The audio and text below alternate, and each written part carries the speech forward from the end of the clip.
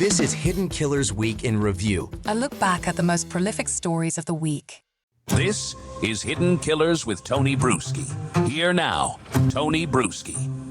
There's something especially telling about what people do after the crime. When the chaos settles and the police are watching, when the story starts to slip through their fingers. Because that's when the scramble begins. And the truth has to compete with the cover-up. And in the James Craig case, the cover-up, it's not just sloppy, it's next-level disturbing. Prosecutors allege that after Angela died and after the poison trail was starting to catch up on him, Craig didn't try to prove his innocence. He allegedly tried to rewrite reality. Literally. We're talking about a man who, from inside a jail cell, reportedly drafted a script for his teenage daughter. Not a heartfelt apology. Honey, I'm sorry I did this. This was horrible. I'm a maniacal monster. Run for your life. No. Also not an I'm innocent message either. No. He sent her a script for a deepfake video where Angela would confess on camera to killing herself. This man doesn't know how these things work, clearly, because that's not the easiest thing to pull off. Even if you're really trying to make it look real, it's not going to hold up in court. I mean, think about this. Your wife is dead. You're being investigated for her murder. You're behind bars, and your next move is asking your daughter to help create fake suicide evidence using your mother's image and voice. That's not desperation, that's delusion with a criminal plan. And quite honestly, one of the first times I'm seeing deepfakes or AI being used to try and hide a crime. I'll remember this. Maybe we all will. It didn't work. It didn't happen. But he didn't stop there. According to investigators, Craig also tried to bribe other inmates to recruit fake witnesses, people who would claim Angela was depressed, unstable, even dangerous. One witness said Craig offered $20,000 to get it done. Another later reported including instructions for what these fictional people should say and how to make it believable. There was even an alleged hit ordered in this.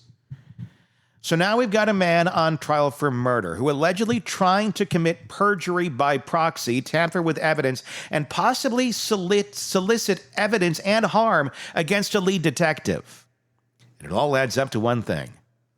It's called consciousness of guilt. You don't need a staged deepfake unless the truth is damning. But here's a legal question. How much of this sticks? Can these jailhouse letters and witness tampering claims hold up in court? Will they be too prejudicial? What kind of impact will they make on a jury already wrestling with a deeply emotional case? Eric Faddis is back with insight on how prosecutors frame this kind of post-crime behavior and how defense attorneys even begin to explain it away. Because in this chapter, the crime may be over, but the damage, the moral, strategic, legal fallout, it is still unfolding. In the comments section on YouTube, I want to hear your thoughts on what's going on in this case.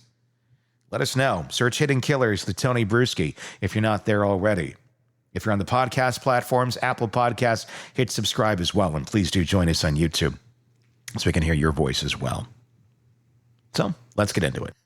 The other part of this that I'm curious to get your thoughts on, he shows up to the hospital smiling and calm while she's dying and is, sending the picture to his side chick.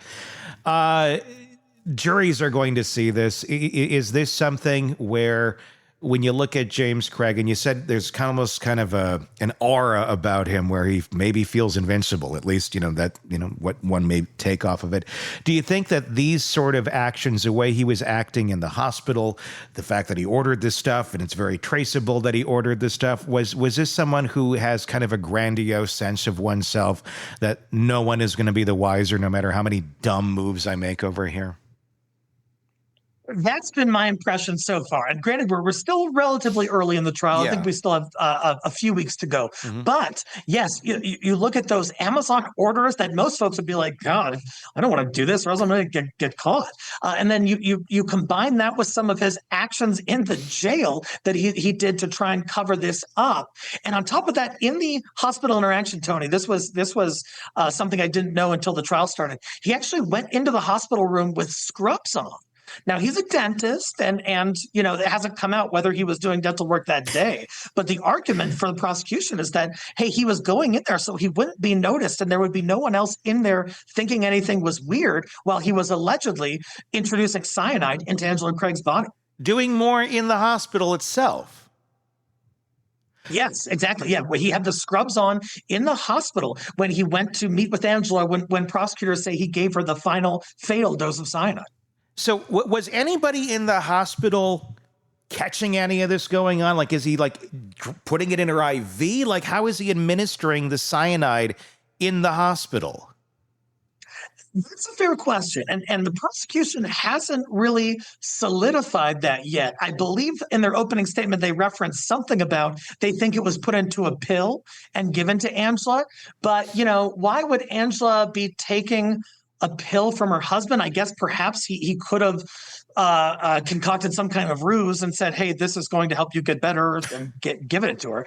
But that being said, there were no medical personnel who intervened during that interaction, and no reports of, hey, there's a strange man in scrubs who doesn't work here who's going into this super sick lady's room. Is that an insane lack of security? More than anything else? I mean, anybody in theory, unless you got somebody guarding your door, if it's visiting hours, I guess you could sneak into the bathroom, throw some scrubs on, get the same color everybody else is wearing, and blend in fairly well. People may go, who's that new guy? I don't know. Maybe he's on the third floor and he's just on the wrong floor. I don't know. They got Charleston Chews and the vending machine on this floor, and it's what he came up here for, and to give a cyanide pill to his wife. I don't know. I mean, it just seems, I don't know. Is that a lax area that maybe there should be a little accountability for?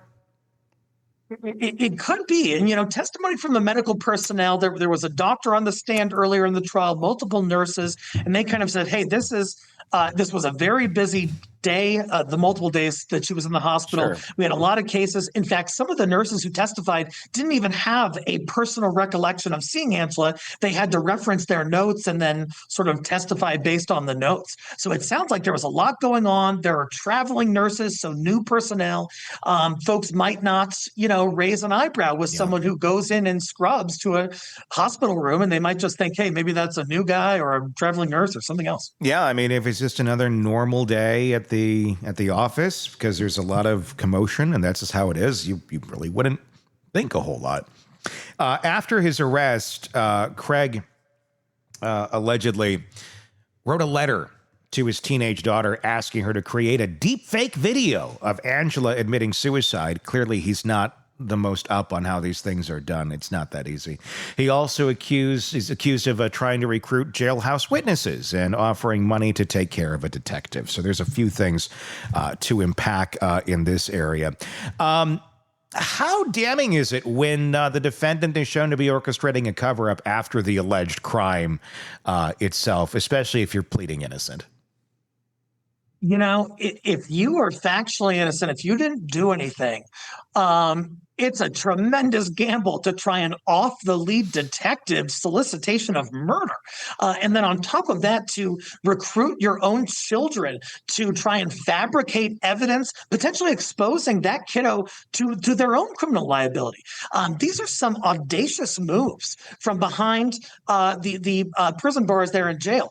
And so very surprising and kind of consistent with this alleged image that James Craig thinks he's untouchable and can kind of get away with whatever.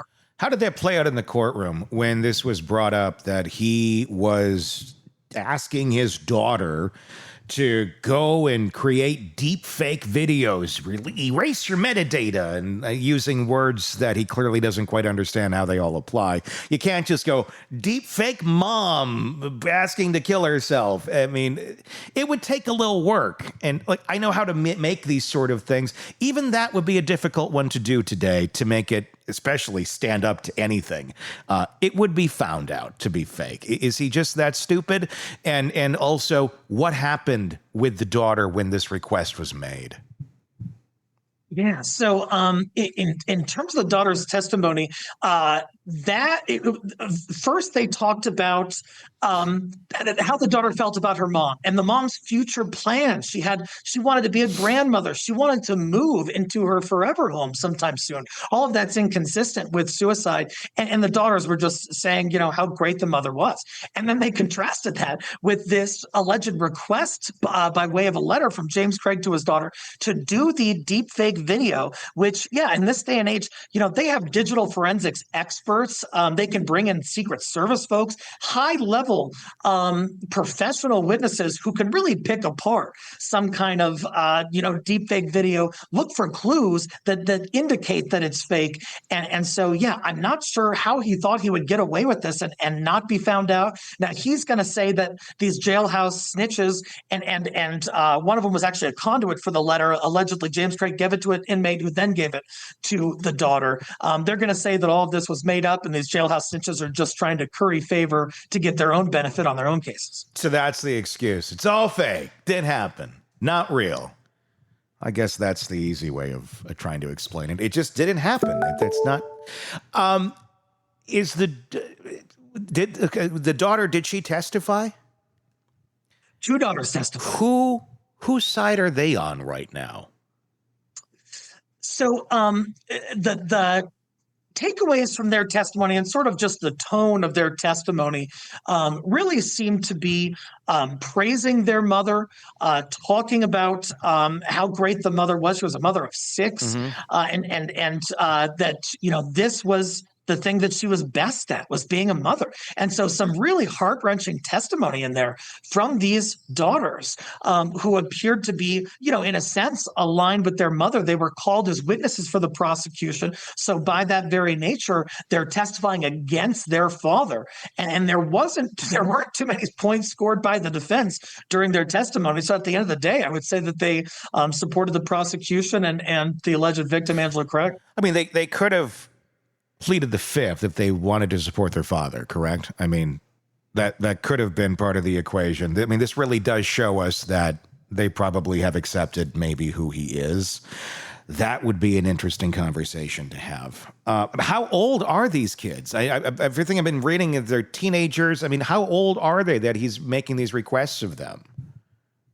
So there is an order by the judge in the case that prohibits disclosure of the children's names. Yeah. However, the children who testified, I believe they were in their early 20s, like 20 and 21 or so. So they're adults. So still pretty darn young. Young, but adults. It's not like a 12-year-old. Adults, yes. Okay, Yeah. all right. I mean, when you have this kind of manipulation going on, I mean, of course you can say, well, it's all a lie. Then the jury's going to have to, wade through that. What about the other accusations that are flying here, that he was trying to put a $20,000 hit out on, what was it, the DA? I mean, a $20,000 hit and also trying to influence some witnesses here. How has that played out thus far? Yeah, so we haven't gotten really to the meat of that just yet. The allegation is that he tried to put a hit on lead detective Bobby Olson. She is a detective with the Aurora Police Department in the Major Crimes Unit. She is at the helm of this case, and so whenever there is a threat on law enforcement, prosecution takes that so seriously. In part because they work hand in hand with these folks on a day-to-day basis. They develop a rapport. And when you're going after a lead detective, you're kind of going after one of their own. And so the prosecution are certainly taking that extremely seriously in terms of how they're going after James Craig for that solicitation of murder charge. Like what exactly are they alleging happened here behind bars, where he makes this request out there with the offer of $20,000? My understanding is that he made several requests behind bars. One of the requests was to an inmate to try to arrange for lead detective Bobby Olson to be killed. We haven't heard really the finite details of that just yet. I think they're going to get into that this week. But in addition to that, he approached some inmates who were there in jail for fraud and for kind of a forgery ring, and he wanted them to try to drum up and fabricate some kind of evidence to show that Angela Craig was suicidal, that he was then going to combine with this deepfake video he wanted his daughter to make. Has he completely just lost his mind at this point? I mean, this is just so grandiose. I mean, like, no one's going to raise a red flag. Oh, the lead detective dead. I wonder if it's connected to any of the cases this lead detective might be a part of. Hey, maybe this guy over here who has a history of trying to kill people. So is this going to be another thing that the defense is going to argue it's fake, it's made up, somebody is doing this to garner favor with something, and this is something he just didn't do? I believe so. At least one of the requests that James Craig allegedly made of an inmate was just verbal. So they don't have like a letter. They don't have texts or emails or something like that. They're just saying that there was a verbal exchange inside the jail. And what the defense is going to say is that, hey, you can't believe these inmates. They knew this was a high profile case. And what they did was they made some stuff up because they thought it might help their own cases, might mitigate their own sentences. That's the horse defense is going to ride on many of these activities inside the jail that James Craig allegedly perpetrated. And is that really that crazy of a response? I mean, inmates will make things up to get whatever advantage they can have. And if you don't have it on paper, which even when they have it on paper, half the time is up for debate. Like, that doesn't look like it's his, right?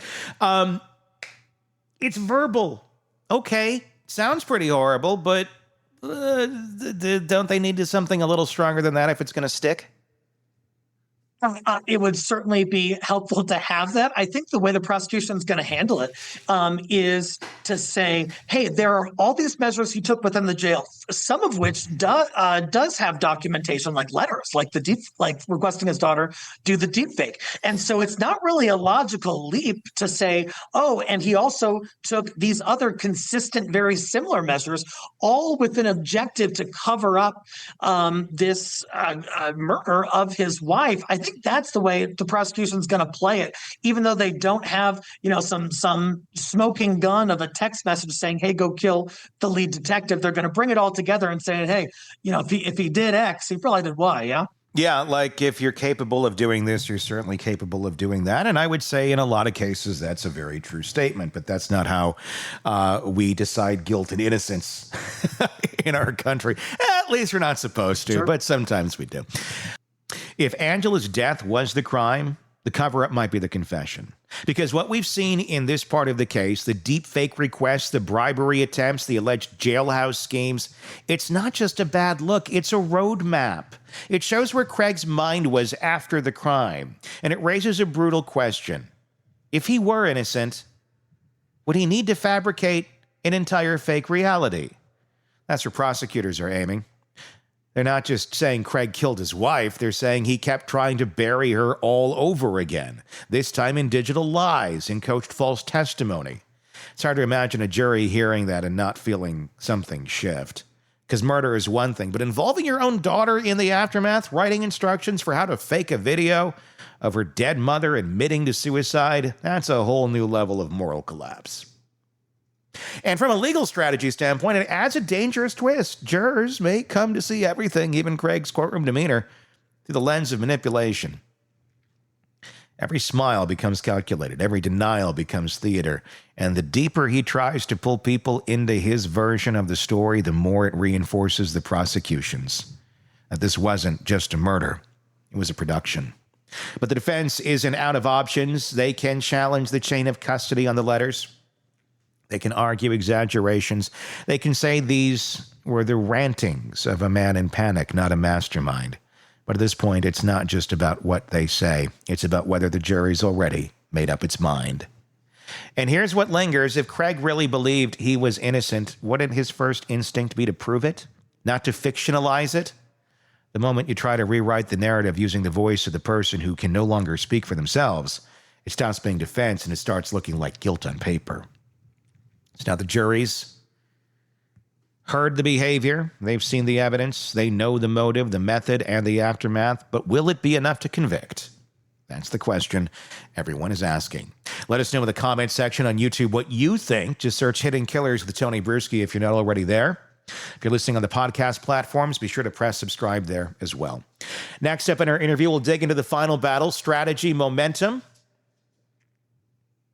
and whether this case, with all its twists, is headed for a verdict or a hung jury. Press subscribe so you don't miss that. If you want to hear it in advance, become a premium subscriber on Apple Podcasts or on YouTube, and you can get access to it right away. If you're listening to this later, well, it might already be out. So check that out. Drops tomorrow if you're watching this in real time. Until next time, I'm Tony Brueski. We will talk again real soon. Craving non-stop true crime updates? Press subscribe now and get the latest cases, analysis, and expert commentary delivered straight to your feed. Only from the Hidden Killers podcast and True Crime Today.